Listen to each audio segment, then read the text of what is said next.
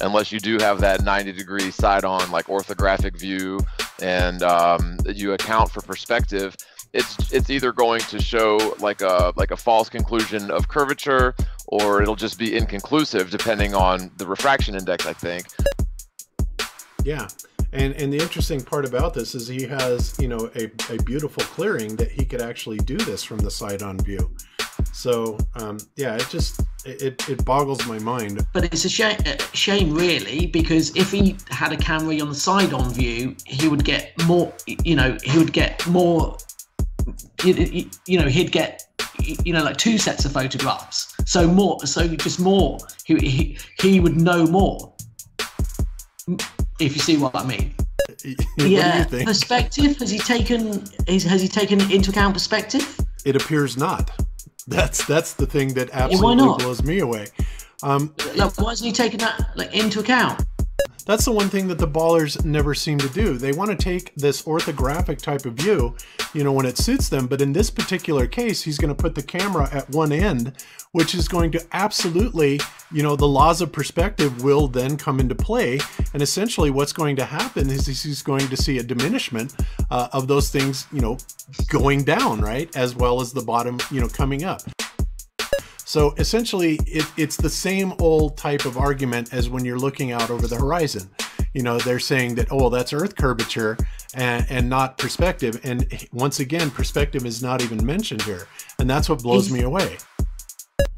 Taking it from one side, there's no way that it's going to show anything straight at all, because he's completely omitting the perspective issue of it. And this is something that is so often encountered when you're dealing with ballers. You know, they want to do their math based on an orthographic view, but when they look at it from a single point of view, you know, from the observer's point of view, obviously because of perspective, it looks like it's curving away. Yeah, because you're looking, again, it's perspective. You're looking down. This is the same as the Bedford level experiment. It's the same issue that keeps coming up. If you've got an orthographic camera that's showing a straight line across, but what that essentially would do then would prove perspective and the way that it works.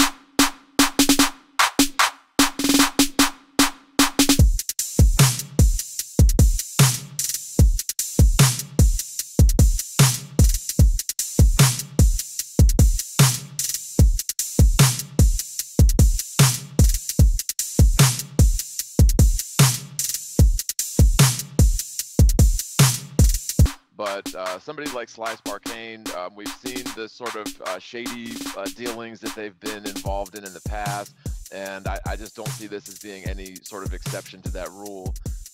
But, you know, if he wants to go out and do a test, more power to him. Although I just feel that if he were to get results that were favorable for a flat Earth, he would hide it. You know, he would do something to hide it. I mean, that's just where I sit. Maybe I'm wrong. Maybe he would surprise me, but I don't know.